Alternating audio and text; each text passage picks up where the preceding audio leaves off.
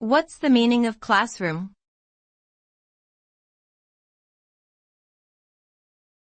Classroom.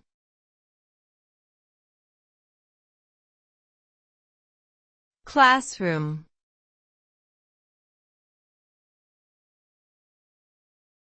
Classroom.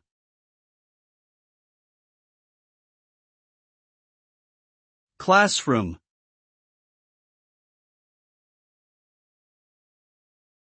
A classroom is a space within a school or educational institution where students and teachers come together for the purpose of learning.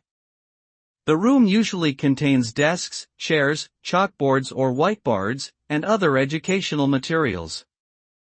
The classroom is typically overseen by a teacher who leads the lesson and facilitates the learning process. This environment provides an opportunity for students to engage in discussions, ask questions, and learn from one another. It is a fundamental component of traditional education, and is designed to provide students with the knowledge and skills necessary to succeed in their academic pursuits and beyond.